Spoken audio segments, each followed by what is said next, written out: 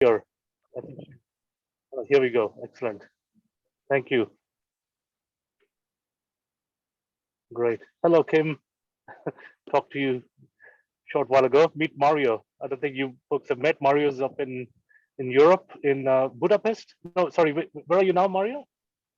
That's right, Budapest this Budapest. week Yeah, still. that's right. Yeah. Interesting. So, Mario, I think I've exchanged messages with Kim already sometimes. How's Prime Positive doing after this wonderful year of positivity with a pandemic and everything?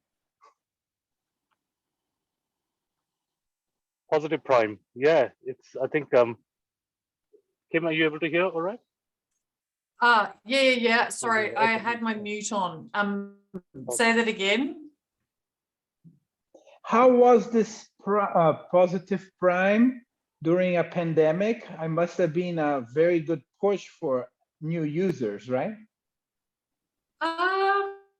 Yes and no. We find that an enormous number of people who actually need something like Positive Prime, they are so stuck at the moment that a lot of people who know they need help still don't yet have the motivation to get the help. It's almost like people are frozen in the fear or the frustration. So you'd be surprised. Oftentimes, when most people are really stressed, they'll turn to alcohol or other drugs or other distractions because it's easier than actually working on yourself. I agree, Kim, and I've mentioned about 6 months ago when we first met, how about some testimonials and some nudges to help people engage, because this is so new. The concept that you can work on yourself and really get out of a rut, basically priming yourself, basically, right? This is something that all the winners, I mean, you talk about Tom Brady, you talk about these people that are greatest of all time. It's a mind game, but us commoners don't really believe the mind is so powerful, right? Well, it's interesting. We have a lot of testimonials and we have a lot of stories on our Facebook groups and on our official Facebook page. We have lots of great videos in our sales funnels that describe, other people's faith or uses. It's a good observation. We're much better at that now than we used to be, and we Something also happened. post. Yeah.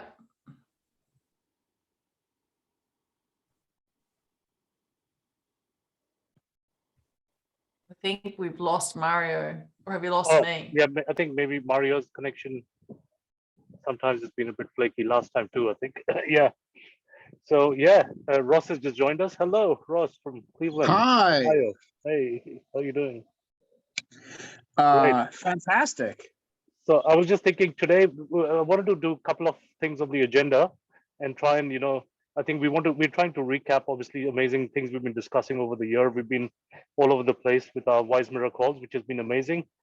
So many learnings. And I thought today I just wanted to, obviously talk about the year, but focus on a couple of things. And Kim's kindly joined us. And one of the hot topics we've been discussing is crypto and blockchain and how we're applying it with new forms of currency and value exchange and all that. So I wanted to tap the Wise Mirror network to get some wisdom around that topic, because we've been evaluating that for Positive Prime, and I'll let Kim talk about that a bit.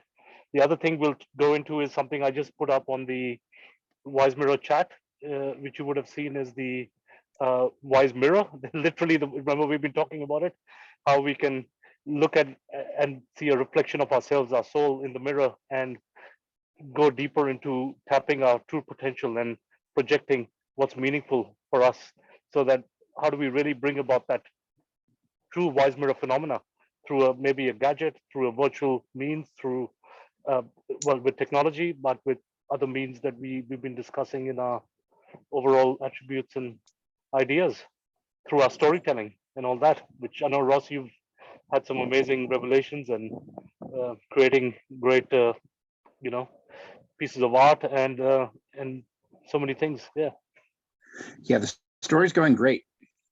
that's wonderful. That's great to know. Yeah, Maria, are you back? Yeah. Yes, Sorry, I'm I sorry I got was disconnected. dropped, Yeah. but Kim, I would really entice us to use White Mirror as a focus group because we have 40 or 50 people on the WhatsApp group, and I haven't heard, even myself, I must say, nobody doing the trial of Prime Positive, and we've really hit that dead end you mentioned about people not believing they can get benefits out of priming themselves. So I'd really wonder how we could engage us as the White Mirror group to actually do some of it and report back as a community how, so it doesn't become just an individual endeavor, but a community endeavor, and we help each other with that. I don't know if that Thanks, Mario. Yeah, rings a bell. If I've actually that would imagined it help. a few times. Yeah, I've mentioned Positive Prime so many times within Wise Mirror, but a while ago now, and I'm glad you bring it up again because actually that's the reason why I was just talking with Kim, and she's back with us, luckily now because she's a very busy person, and we want to tap the network here definitely for Positive Prime, and one of the topics is very much on crypto. I'll let Kim give a bit of a background maybe on if you wanted to talk through where we're at.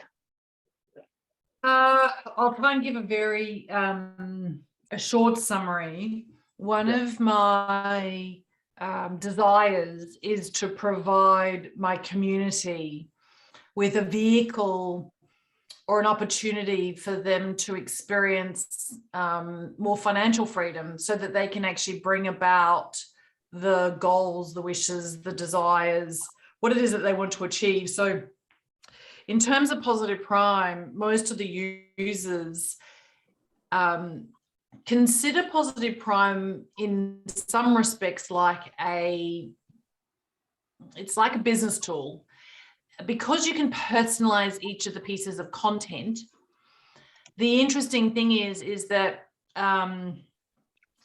most people that I guide, I suggest that they use it as a gratitude journal meets a vision board meets a tool that accelerates learning and change. And so if you upload all of your own photographs of what it is that you desire, the experiences that you want to have, anything that is ostensibly what you would put on a vision board or a dream board. And if you put in photographs of people that you want to work with or collaborate with or meet or party with or whatever, and then you also put in photographs of anything and everything that you're truly appreciative of, grateful for, thankful for, it's your family members or your pets, or it could even be a photograph that you take of a gift that you've been given. And when you see all of these personal photographs interdispersed amongst all of the content in a particular session, there's a lot that then goes on with associative conditioning and neuroplasticity and the work around refining your identity and the placebo effect and self-fulfilling prophecies and the Galatea effect and so forth and so forth. But anyway, one of the interesting observations that I have is that we have tens of thousands of people who use Positive Prime to help them gain clarity on what it is that they do want without any judgment around whether what they want is either good or bad, right or wrong, moral, immoral, ethical or unethical, whatever, right? Whatever you want is what you want, and you've only got to actually answer to yourself and so forth. Arguably, we hope it's good for the planet and the environment and your fellow man and all other species. And the point is, though, most people have these incredible desires. They have these wishes and these hopes and dreams, but often they don't have a vehicle that allows them or facilitates. They don't have an opportunity that gives them the income so that they can actually experience their dream life in however lavish that might be or however simple it might be. And so I'm motivated, driven committed to designing and developing something that could work for my community, of which there are already tens of thousands, and it's growing by 10 to 15,000 per month. And so I've been thinking, is there an opportunity for us to create our own blockchain-based investment bank? Is there an opportunity for us to create our own community that collaborates in a trading pool so that we become a significant or substantial client of a hedge fund? And I could go on and on and on. So I just play around with these ideas in my mind. And that's the easiest way for me to explain what it is that I'm up to. And then I'm connecting with different blockchain engineers on what is possible, but much more at the moment, I'm connecting with people who are very cognizant of the regulatory nightmares that people in the blockchain space are actually having to deal with at the moment. I hear stories of US regulators seizing bank accounts and assets. I hear, stories of the big banks in Australia causing the collapse of other cryptocurrency wallets. I hear that there are regulators who are actually going through 400 applications where it looks like only 2 to 10 are going to get through. So I think that there's this very heavy hand at the moment that will stifle innovation, and it makes it too scary to even attempt to think about how do you create some of these more innovative and disruptive ideas. Anyway, so I'm talking to Anuraj about all of this, and Anuraj is like, Kim, I'm sure that we've got a lot of people in our community who at least know others who are playing in this space. Does that make sense? Yeah, it does. Well, I have a few things that this rings the bell. First, if you're building a vision board, actually you're building a piece of the metaverse. And the metaverse will be first a digital asset that you can NFT it, and eventually it will become bankable. And the metaverse is not such a far-fetched idea to be bankable, let alone Facebook, Microsoft. All these companies are kind of betting the farm on this. So my first idea, Kim, first you dream alone is just a dream, right? Then how do you gather people around your dream? That's how it really becomes bankable. Because when you're talking about investing, it's people putting time and attention and money. But time and attention today are money. Think about what Facebook and Google does with time and attention. We are in an attention economy. Therefore, I think the leaderboard, the vision board that you do provide for this, it's as a mirror for the person to look at himself, is only the first step. Because then once you are like your best self, your best mirror, your best vision board, you have to go and share and make that into an NFT that you can see kind of reverse bid and see who gives more money for this vision or whatever. So I think the first step you already got, which is how does somebody look at himself and look at his best self and makes his vision board. Then the second fact, how does he share this, and how does he share is an NFT on the metaverse. So that's where you're looking for. You're looking, how do you transform this asset that is his best self into an NFT on the metaverse? Yeah, wow. I like that. Thank you, Mario. That's actually a really interesting input. Yeah. Thank you. Can I say something? Yeah, sure. I just wanted to quickly welcome Caitlin. Hi. So glad you could get on. Yeah, I will just come back to you. Sorry, Ross, you go ahead. Here. Cool. Yeah, somewhat spontaneously, it was the mirror posts, and I had some events I was hosting today, and then sometimes things come and it's like serendipity. So I just jumped in. And wonderful. Yeah, the way I work, I can definitely hit the ground running and get context through conversation. So Kim, what you were saying spoke straight to me, and I also agree with Mario. It is a way of making things digestible and having a vision that you put it out there and see what can sell. And I do think that people say, oh, data is the new oil. And I work with attention and definitely with those qualities of meditation meets inspiration. So yeah, so I'm happy to talk more and give context and also just join in the conversation right now. Yeah, Anurag, that would be lovely. are your eyes my- good? Yeah, thank you, Caitlin. They're getting better. My left eye, Yeah. the good eye, is improved. My right eye will take a little bit of time, but Mhm. it's on the mend for sure. I'm healing well with positive priming myself, which Kim has had founded. So I've been really very blessed with an amazing community of people. Everybody sending so much love and energy. So yeah, thank you. Awesome. Ross, you wanted to say something, but we'll Yeah. definitely, Caitlin, we'll come back to you with a lot of ideas. Yeah. Yeah, so I've been seeing with claims, saying, crypto, the best money we've ever had.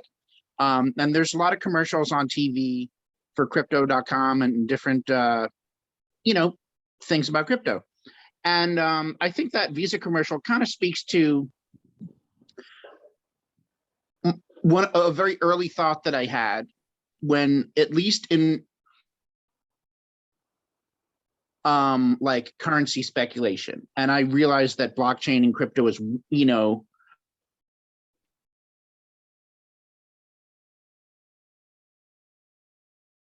like something like currency speculation goes. I was very early on, I was thinking, okay, so people are investing in cryptocurrency, and then they can do, like, they can buy things, like you can actually buy goods or services with Bitcoin and Ethereum. But I think when people think of it in terms of like a financial investment, I think there's an expectation of like turning it back into money in your bank account. And early on, I was like, that's interesting that on one hand, people are saying, oh, well, this is really great because it goes around the banking system that's basically controlling the world. Yet, when it's time to turn it back into like real money, or should I say something that most people will accept, then you have to go back through the traditional banking system. And I always thought that was kind of strange and not that exciting. And I think that there are some pretty creative things to think forwardly about and say, okay, once people have invested in this, or in and that could be time, attention, time, money, attention, etc.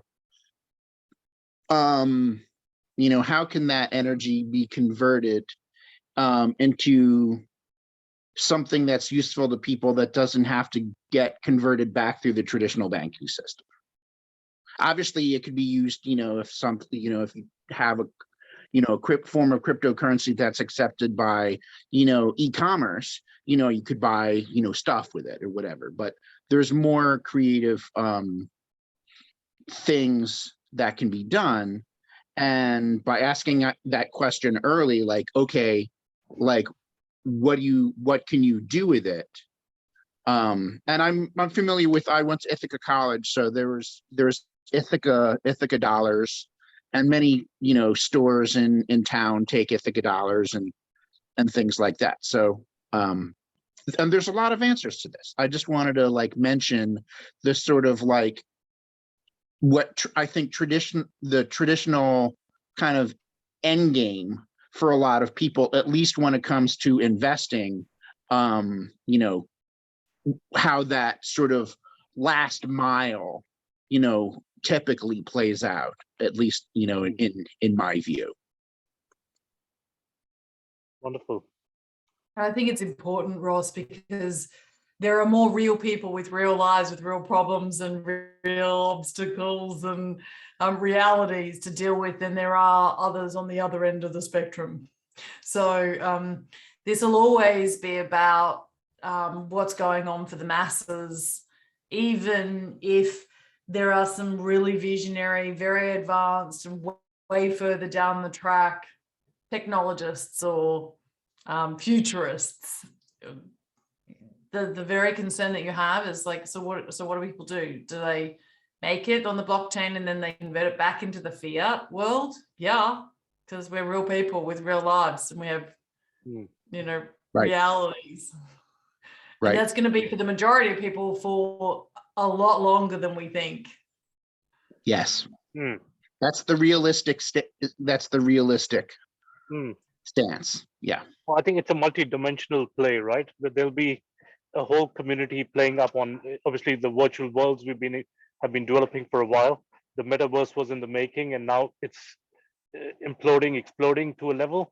But there'll always be interconnections and interesting bridges between the different dimensions, and that's what I think we want to ensure, that they're done in the most smooth and positive way, that people can transit from one aspect to another. And I think even to raise their own level of you know, contribution to humanity and community, and I think that this is what we kind of be seeing with AI, right? As we've, you know, Ross, you shared that video also, as I was mentioning in my comment about Uncanny Valley going into a more real, you know, we just, it's been exponentially growing, and now we need to ensure that we have the right ethical, all those facets of, you know, the white mirror elements in space, in place there for that to happen.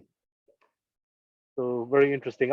Maybe I'll, if it's fine, Kathleen, do you want to do a little intro, because you've done so many amazing things? I know you've had such a busy period, but I'm so glad that you finally made it to the Wise Mirror call. If you want to just give us a bit of a background, maybe for everybody, of what you've been working on, and I know you've authored some amazing books and all too, and yeah, involved with just so many fun stuff, you know. Yes, welcome, Caitlin.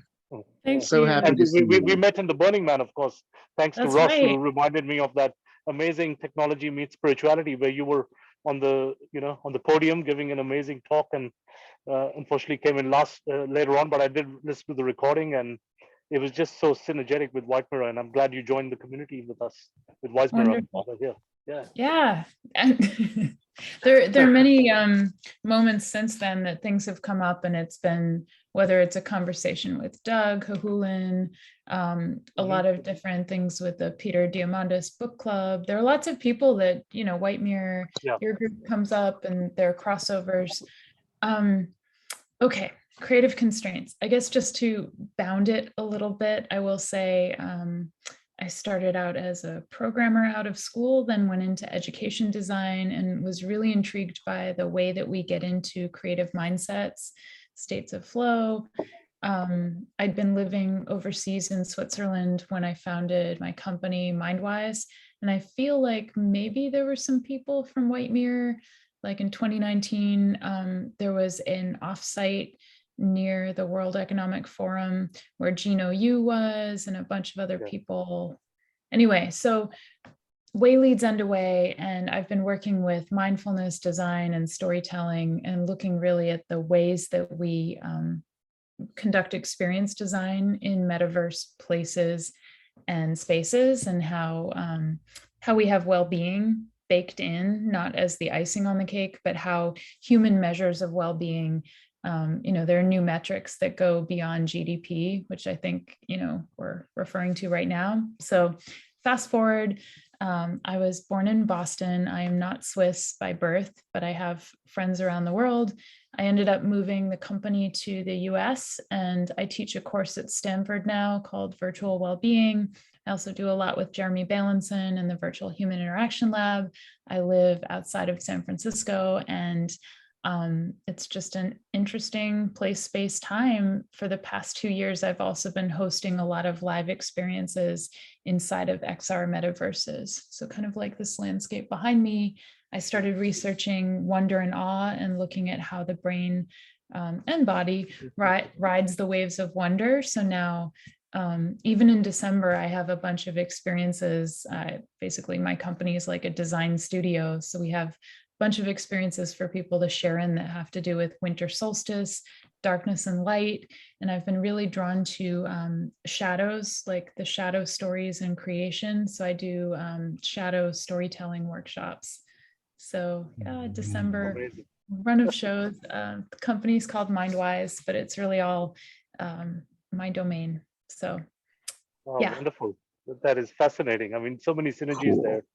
Yeah.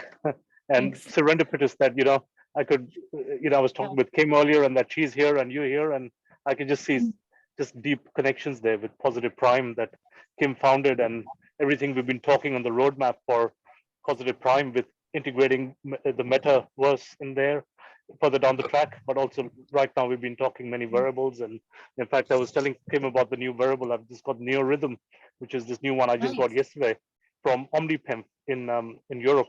Has anybody tried this? Oh, You guys heard of it? Or I've heard of it. it's actually a magneto well, it's a transcranial magneto resonance sort of therapy, so energy frequency healing, really similar to the Apollo Neuro, which I'm wearing also right now. Mhm. I was telling Kim about earlier. So there's I'm interesting familiar tech. with OmniPemp, not that particular device, but Oh, okay, yeah, this is their latest headset basically, or brainwave headset. Yeah. Are you oh, what's the testing model for them? called? Yes, I'm testing it. It's called the Neo Rhythm. Cool. Neo Rhythm. Yeah, if you just go to OmniPemp, I'll try and paste the link for you in a second. Nice. Awesome. Yeah. So yeah, I think boy, we can talk of so many things.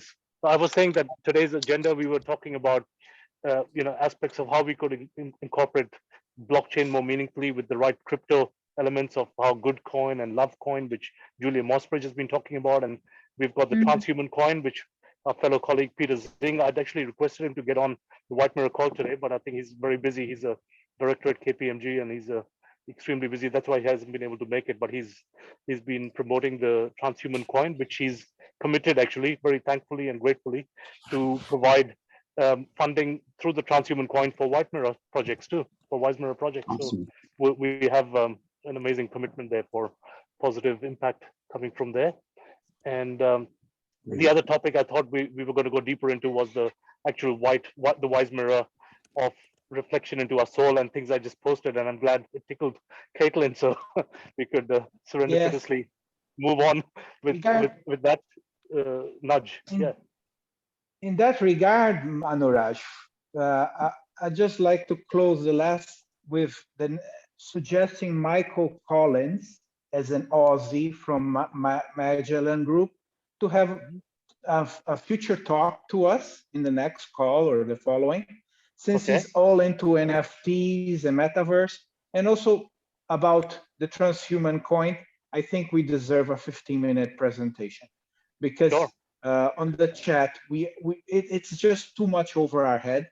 I'm a little bit like him. We know it exists, but it looks like we don't know if it's Santa Claus or if it's quantum theory. If it's something that's, so we would need some experts to chime in to really make use of this.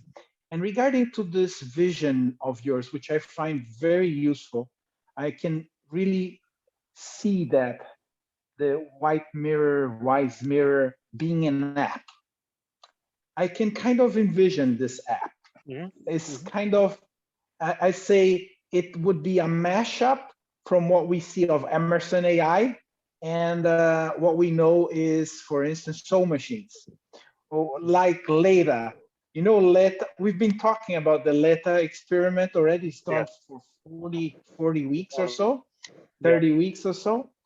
If we could have that kind of experience, somebody that would talk, so we wouldn't have this interface text-wise, but it would be, I love Ross's video of that. android that really looks human. Oh my God, oh my God. I don't know if you guys saw that video. If you didn't, you gotta see it. So I think this is the next layer of interface. If we would bridge from text to human faces, which is avatar or whatever, how you want to call this Android thing. And then people would actually have conversations with some sort of pre-human conversation. We're here having human to human conversations, right? And I love Caitlin's, I would like to know more about you. I lived in Lexington for 4 years. I love the Boston area where people are in the future already 20 years ahead. I went to Stanford. I'd like to deep dive in what you're doing. But a human to human conversation could be enhanced by having a pre-human prep with some sort of Android device, which is kind of positive prime, but I don't know if I'm all over the place, if I can help envision this, but I'm trying to home into your vision. I love the 3 quotes you sent, and I think that that's right on the money. People need short snippets of wisdom. Great. Yeah. Anyone else want to call? Caitlin? What are your further thoughts on what we talked about? I just, I feel like we were leading toward the word agenda because I love human connection, and sometimes I think the only one of the dystopian elements of like watching Ross's amazing video was just thinking, okay, who's programming behind this? Like what are they trying? It's really nice when Sophia wants to be my friend. I just sometimes wonder, is she eliciting my trust for a certain purpose? And so to me, it's not necessarily that I want AI to supplement for human. I do think it can serve a great purpose. I'm just questioning sometimes if there's agendas at play.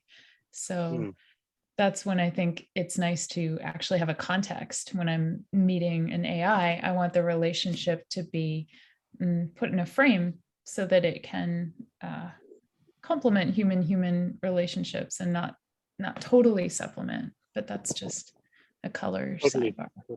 I think that's why I've been calling it augmented intelligence. So, and then obviously it's that positive, and what we've been talking a lot about is the awakened intelligence, and that event session we did, especially with Alan Thompson and Stephen Altair, was that roadmap to AGI with that awakened intelligence. And I think that's kind of what I'm nudging, that we need to ensure that roadmap. And I think the touch points we've had with loving AI, the discussions with Julia Mossbridge on the unconditional love, there's some amazing nuggets of wisdom from there that can be harnessed for the roadmap to that company and to the future wise bots and the robots that are coming about.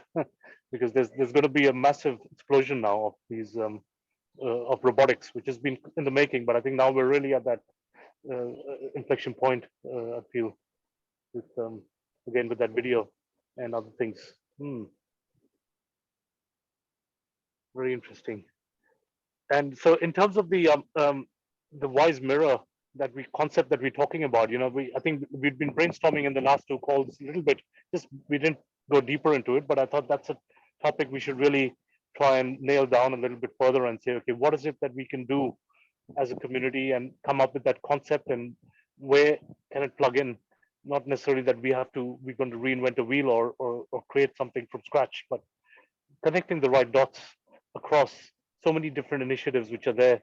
And that's what I feel all of us here have so much to contribute in that, Positive Prime. We've just been seeing just amazing touch points with the great transformation we're all going through, post-pandemic in this new world order, in terms of what Caitlin's been working on and the metaverse and all the, in terms of how meditation has really gone about and changed this whole world. We've seen so many new documentaries, and I saw Heal recently.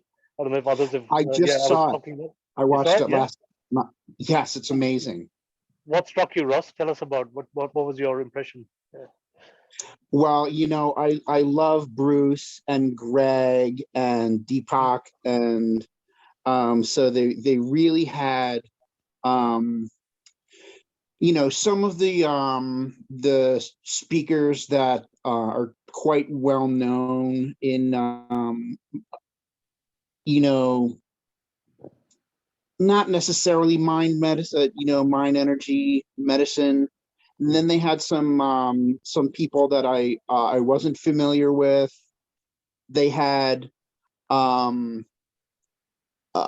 actual like clients. So they had like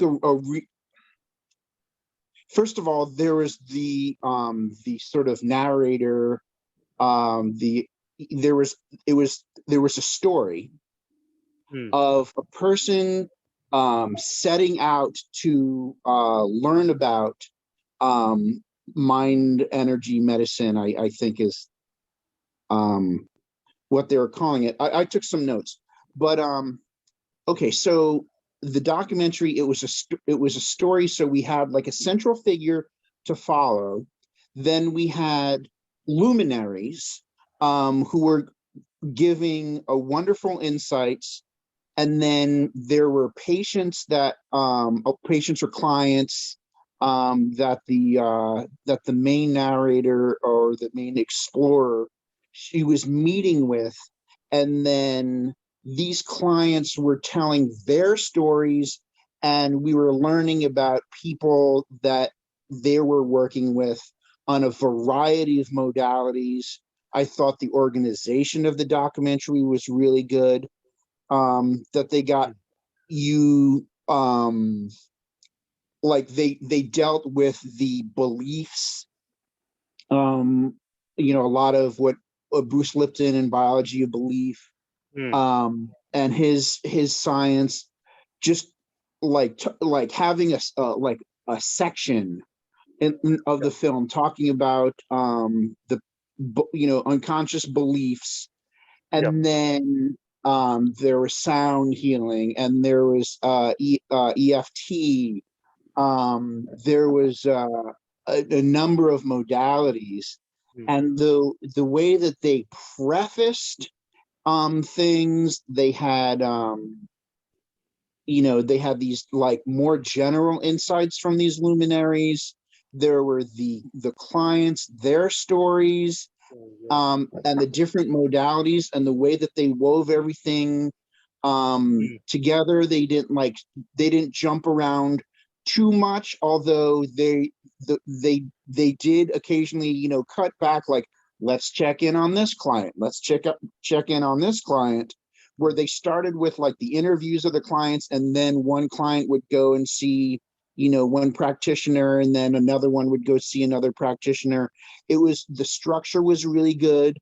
I thought, I mean, I was familiar with a lot of the information. I learned new stuff, but I was already, it's a little hard for me to judge because I'm familiar with a lot of the information.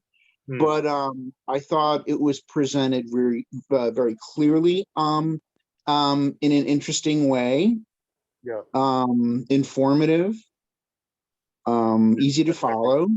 No, I think you're right. It just touches on so many topics there, epigenetics and everything, as you said, which Dr. Joe Dispenzas and Greg Braden's and all these worlds colliding with different fields of thoughts. And I was recently watching the Global Wellness Institute and the Global Wellness Summit keynotes and talks and all also.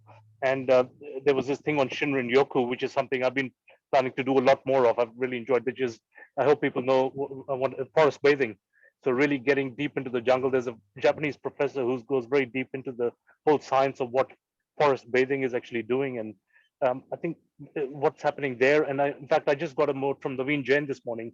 He's mailing me the latest Wyoming full health test kit. So I'm actually very keen to now immerse more into that. So finally, I've got my dialogue back happening with Naveen Jain. And I was listening to Peter Diamandis' recent podcast and all too, which he was talking about also the work in the life the company out of San Diego, forgetting the name of it now, on longevity, Human Longevity Inc., HLI, all the work they've been doing there with the nucleus research and the things that he's invested in, one of his many ventures. along with, of course, our SU research and work happening. Yeah, I think yeah. I think if we can help collectively develop a tool that helps people unpack what their unconsciously held beliefs are, things that are sitting inside their subconscious that are driving their behaviors, that are, you know, environmentally, you know, programmed, but can be reprogrammed. And, you know, shadow, underworld, I think of in my story, I'm likening this type of technology to Egyptian underworld interests and Osiris, and yeah, you know, a journey to the subconscious, bringing in emotions. I've long said that I think emotions are a gift because they're a window to the subconscious. We have an unconscious reaction to things. We have an emotion that comes up and we don't know why. And we say, huh, I guess I think maybe I have a certain belief that I didn't even know about. And it came to our consciousness. It bubbled up through the unconscious via emotional responses, and they were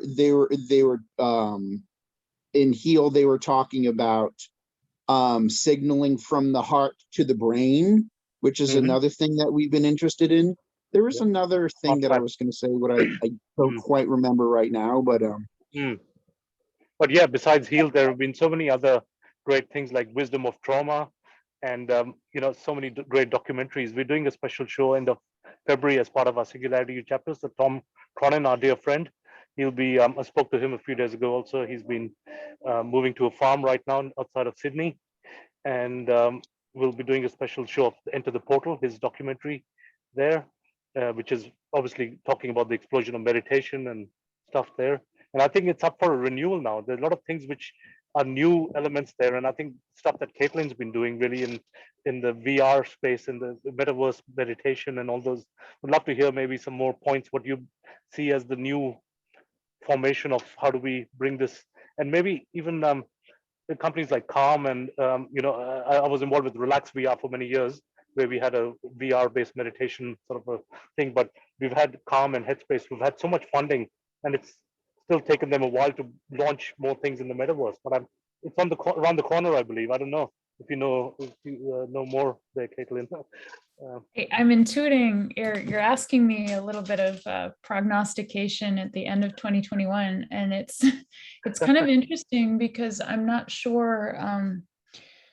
You know, I think that it's a time that obviously it's been kind of, you know, people feel very isolated, and I think the wild card is I was speaking at AWE with Philip Rosedale. We were on a panel where he was talking about his work with High Fidelity and some of, you know, these, we've had short-term approaches where I think there was this ambition toward people having mass adoption of XR, including VR. And then there was this trough of disillusionment that we went through. And then now it's just interesting as things are somewhat more accessible tech-wise. We've also hit pandemic times of isolation and people also being a little bit like you can't roll out devices as easily. They're more of a standalone at home versus, you know, me as a past educator, I could see classrooms using VR and classrooms using XR, but right now people sometimes don't want to either put a headset on or, you know, it's hard to adopt it through corporate groups. And I'd love to see society all having a nicer rhythm. And I think that's the question. How do we have a rhythm where we don't consider it binary, like going into a device or into the quote unquote real world? So right now I'm thinking about metaverse turning into an omniverse where we have a better relationship with the tech that we use. And devices that are feeling, that we can engage with, and maybe use some kind of combination of tools, and maybe have a headset on for like 45 minutes, and then you probably feel a certain amount of fatigue and you don't want to stay in there for a Yeah. long time. Exactly. But you Yeah. still have better haptics and better look and feel and better fidelity. And I think I was at TransTech 2 years ago, and I saw that some of the wearables were just starting to develop what I call kind of this mindful integration, where they're not just measuring heart rate variability and then making me nervous about my metrics. They're allowing Yeah. me to interact with the interface in a way where it doesn't make me feel analyzed as much as supported to make slight behavior changes and track and not feel like I'm being monitored in a clinical way. So that's what I predict. I predict more people using wearables, kind of like you are. I see you kind of Yeah. using them and not feeling restricted, but feeling like it's an invitation. Hopefully more people in social environments that support their goals and make them feel less isolated. And I do see on the side, I've been talking with Nanea and places like Trip, and I think they are trying to gamify meditation and take that into social. Trip is a company that has meditation devices or experiences that are mostly solo, but they just partnered with Niantic, which kind of makes me wonder, well, Niantic is more of an AR company. How are the different interactions hopefully going to, I think that right now people are establishing what standards are and what ethics actually means and what use cases. And I think the more people who are talking about this and actually talking about things like crypto and how everything can fit into social systems that we want to build that are more equitable and lateral leadership, I think that people are listening, and that's a really good sign. Maybe NFTs woke people up. So anyway, I'm looking at very small seeds of community building in different places that start to have momentum. And that's why I've been involved in different projects, working with some groups related to Peter Diamandis, a lot of different futurist places.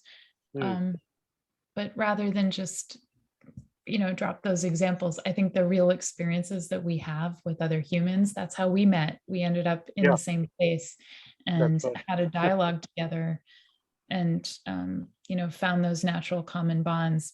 And I think more of that needs to be visible. And that's why I'm telling myself, even though I'm with the shadows, it's like, step out of the shadows. Don't just create walled gardens where people exist in their own beautiful worlds that other people can't access. Because sometimes I think I'm just a translator. People are curious about metaverse and actually having it fit meaningful life design. And I'm okay, well, I can kind of give you some examples and lead you in and serve as a guide in some experiences that feel good and allow you to form that connection. I do interactive installations, and I've been really interested in and developing ways to combine projected AR with wearables, biometric sensors and such, and so that and combining this with, for example, a projection dome. So I love the immersion of VR. I'm very inspired by the experiences that can be had in AltSpace and VR chat. But also, like pre-pandemic, I was at this local festival of art and technology, and I was doing things with a headset, and I couldn't really tell. I was doing some gravity sketch, and I couldn't tell if somebody was coming over to try and talk to me and learn about it because I had the goggles on. So like the next year I did a thing where it was basically like goggles that was hanging from like like an arm that was had a counterweight, and so you could just, I called it casual VR, so that you could kind of like walk up to it and just like, you know, Yeah. take a hard hat and be like, "Thump," and like kind of move around. It was a tethered, you just use an Oculus Go, but it was attached to an arm, so in that sense it was a tethered experience. And I developed that partially because I didn't want to just have to like man a station for the whole festival and sit there and hand out the headset and be there when someone takes it off, so make sure they don't put it on the floor, and like, and so to free myself, you know, I you know, went from like VR to like, you know, VR on a stick to doing projection in a dome, and because I love the idea of being able to be in an immersive environment that you can look at the screen, but you could also look at another participant, and you could have that nonverbal communication, like, yeah, this is really awesome, huh? Yeah. Yeah. And also have like sometimes there's just like a joystick where it's like very obvious like what the interaction, you know, modality is, and sometimes there's just like, you know, distributed sensors where like, you know, people sit in chairs, and like built into the armrest there's like some sensors and things, and so we can have that biometric sensing going on, you can have that immersion going on, yet because it's projected AR, you could still turn around and look at other people. And also there's an international art festival coming to Cleveland where I live called Front International. And I'm very interested in, you know, showcasing local artwork to the international community, who will hopefully be able to come into the city this upcoming summer, and combine things like, you know, markerless AR on the phone, plus projection, plus NFTs as a way to provide exposure and also sales for local artists, in a way that we could just say, you know what, this street is our gallery for today, and democratize that space where someone can't say, well, someone might say, well, we don't really want you projecting it anymore on our building, but you know, you can't tell somebody not to hold their phone up and see somebody's artwork on the building and then purchase it, and then support local arts in that regard.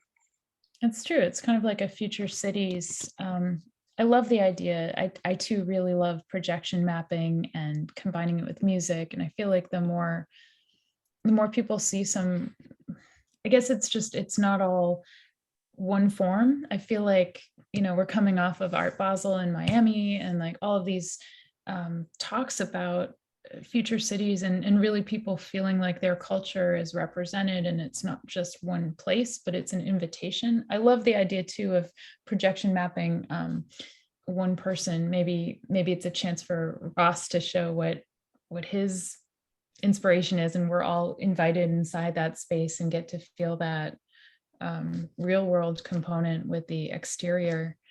You just made me think, I'm going to drop this in the chat. This might be a little bit off topic, but there's the Culture DAO is having their hackathon in like a week and a half, and then there's a demo day. So I'm going to be part of the demo day, and I think the group there seems really, I mean, I don't know them deeply, but a lot of what I'm doing is I didn't explain this, but I also got a team, and I won a grant from the Smithsonian to convert some of their open assets into AR spaces. So the idea was to build a virtual museum with a lot of those assets and make it something that's gamified. And the team and I ended up creating a lot of open NFTs. So not ones that have, we're not really marketing them as such, but how do you authenticate something? How do I share something with Kim and say, like, this is actually the Egyptian artifact? And then how does someone in Egypt say, wow, this goes beyond the turmoil of past centuries when like the British would take an Egyptian artifact and remove it from its original place in space. You can recreate places that give more agency back to the original sources. So I know I'm getting super off topic, but there are groups there that are talking about things like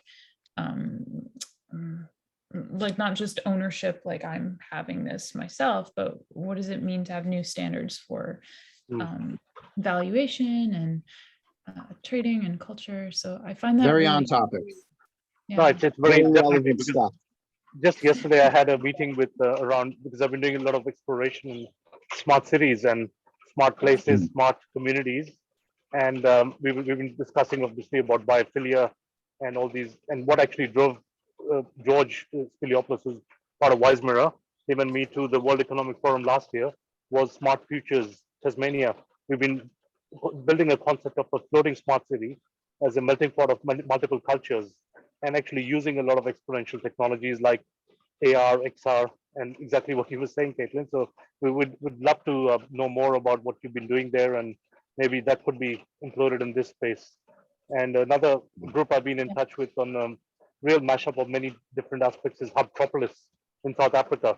They recently did a big launch in Dubai, which he was wanting me to come to, but I couldn't go there because of lockdown and my eyes.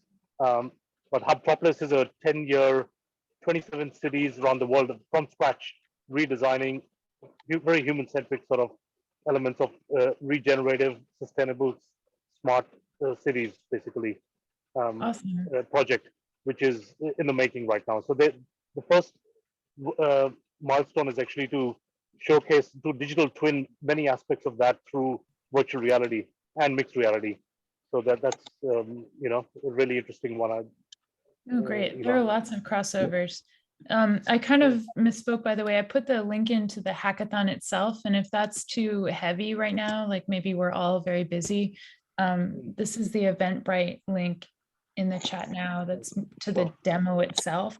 So if you just wanted to view the projects and see, like, get a feeling for what they'd been up to, that's what I'm going to do, because I just want to take that and then maybe do the hackathons in the future when I have more capacity.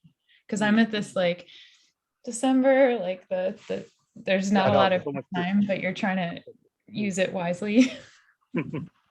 So, anyway. but it was interesting you mentioned earlier about, well, so Trip was incubated at Transtech about 5-6 years ago, I think. And Transtech, of course, more recently I was doing the EIR role with Transtech Australasia. Kim has been part of that, and we've had other people like Peter Thompson, who I spoke to this morning. We're creating a really interesting device on sound healing, on frequency healing, and that sort of space, called Kaima, which is a great product in that space. So I think there's interesting touch points of where a lot of these new technologies and devices, obviously, as you were saying rightly, it's not about individually using, but seeing what value they're providing in a more deeper, meaningful sense, rather than just alert us or alarm us with our high, HRVs or low HRVs rather, or and high BPs or whatever it is. It's definitely there's some great cross synergies there to bring together.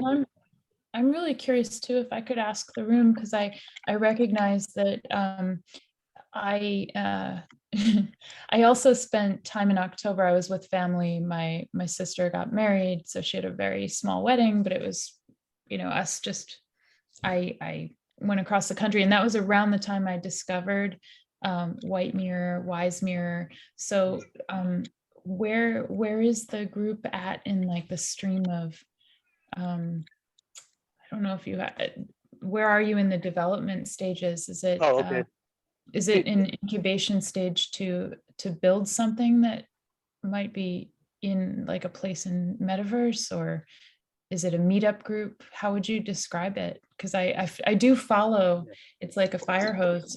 The amount of content in the thread is really awesome and On WhatsApp, yeah, in that's right. WhatsApp.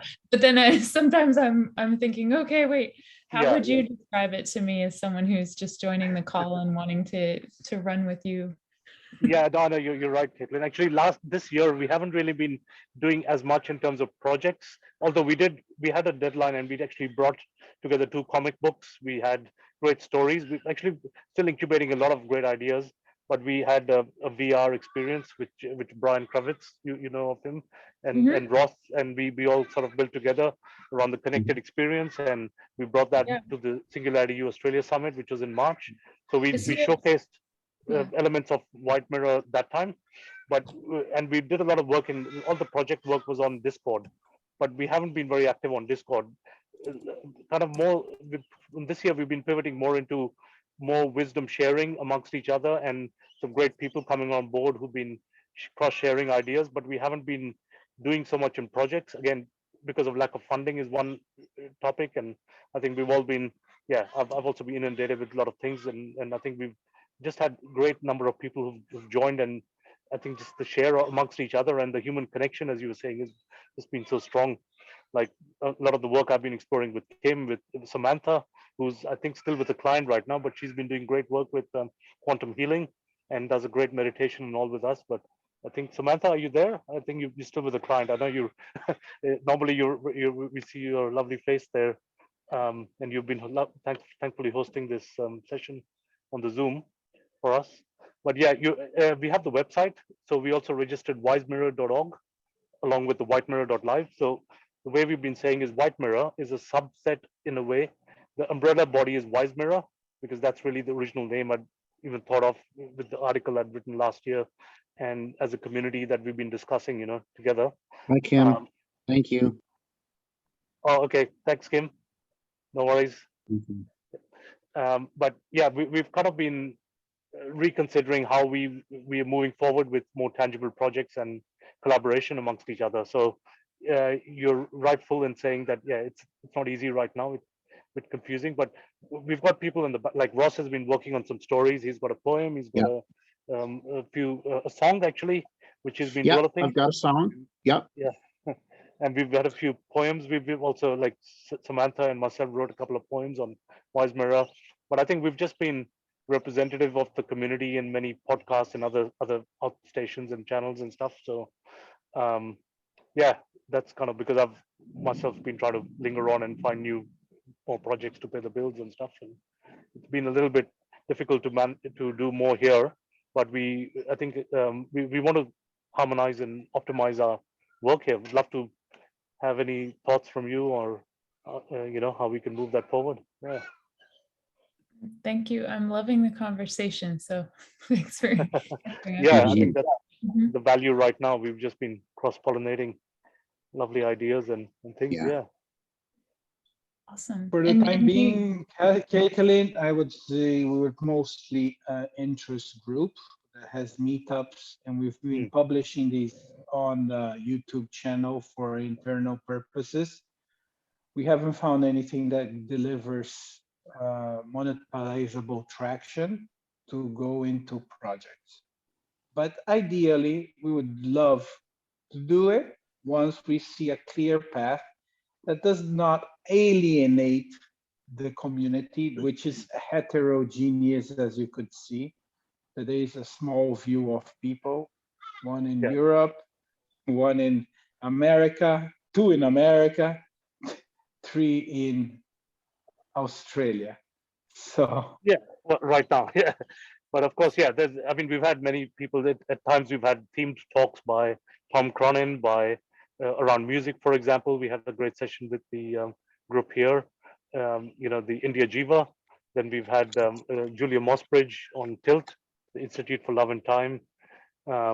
We've had some interesting sessions, I think, with different people across the thing. But at the moment, I feel that we really can cross-pollinate some of the thoughts, and we have manifestations, I think, or touch points, because I've been involved with another sub-entity, you can say, of the broader Wise Mirror, called the Wisdom Path Project with Stephen Altair, who's very much part of us here, and many others. And Brian, we were on the call this morning on future smart cities, actually.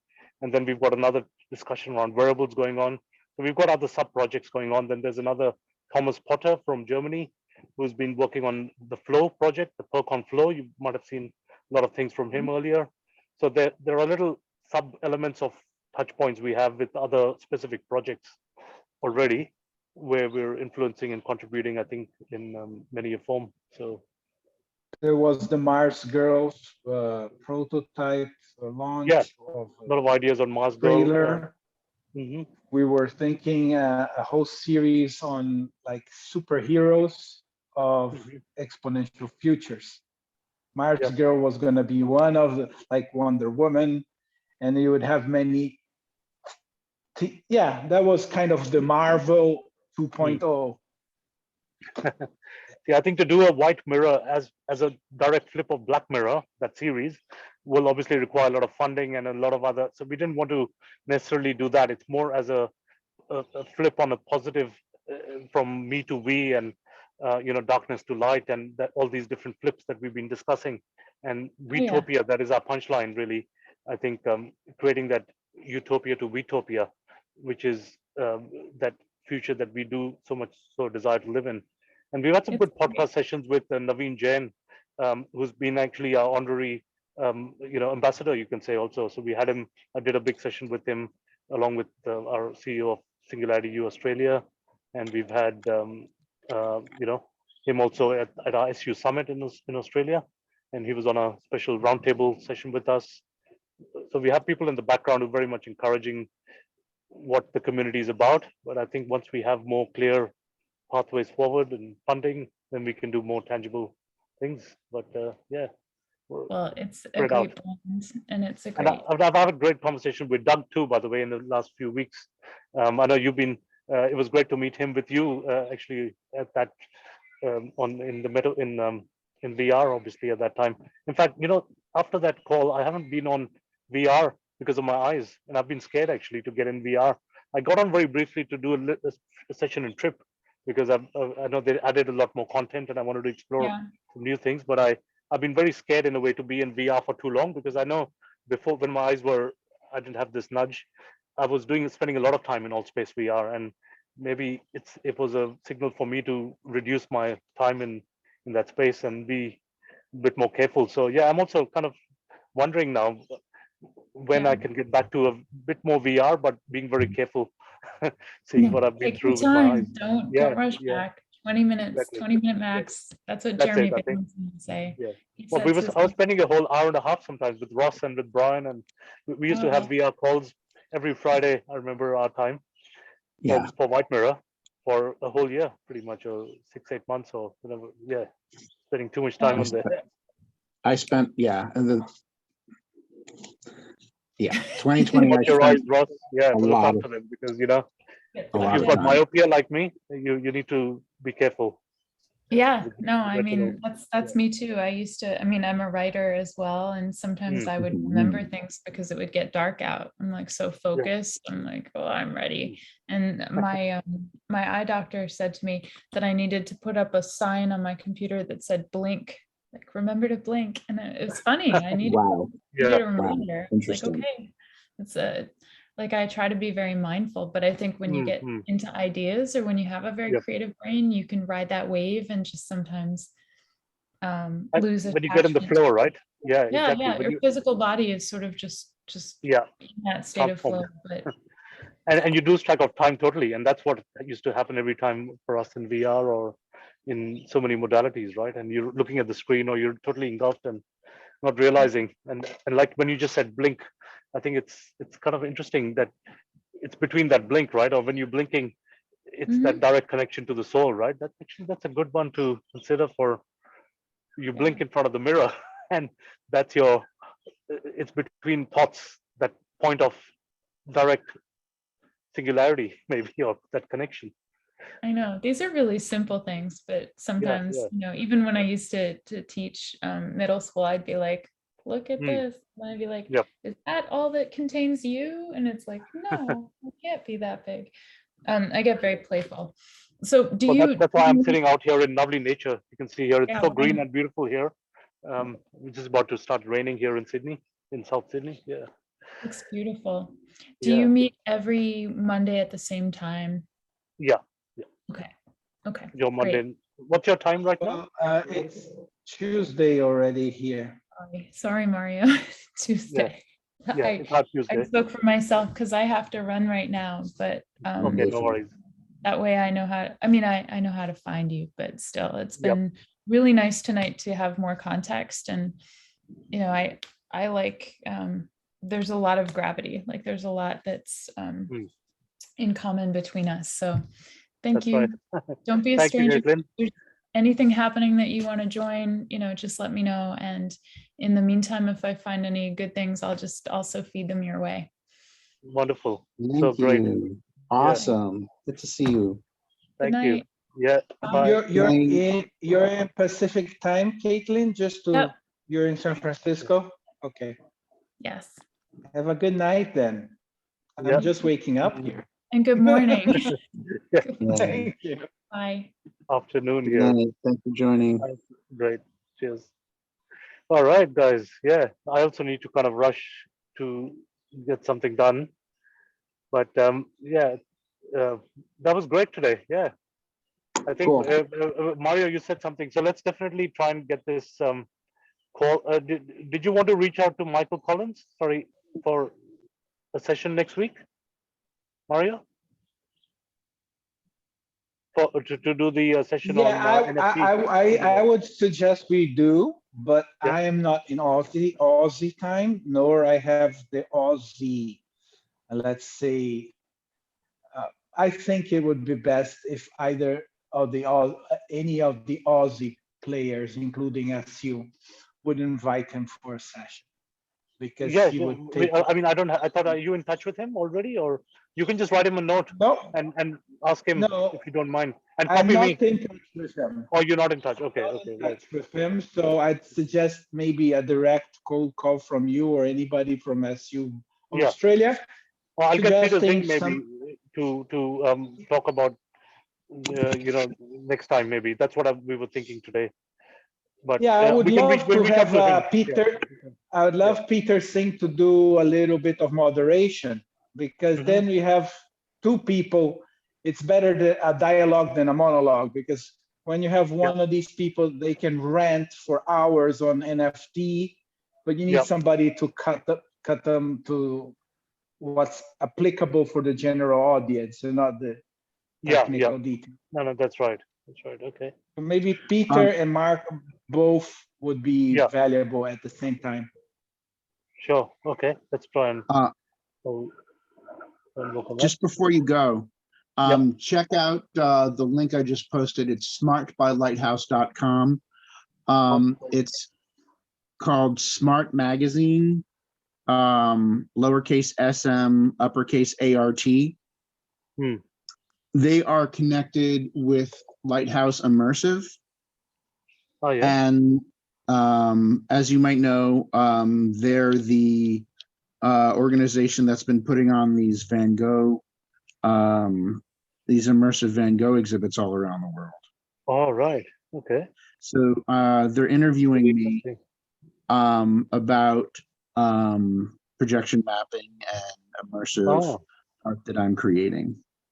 Right. Right. Mhm. Looks really interesting, Ross. Yeah. No, keep us posted on that and share Okay. it on the thing. Yeah. Wonderful. Great. I think I'll need to give my eyes a rest now. And wonderful chatting with you guys. We'll see you next week. Great. See you next week. Okay. Ciao. Bye. Ciao. Thanks for Bye. recording this, Samantha. Yeah. Thanks, Yay. Samantha. Yeah. Good Bye. things. See you soon.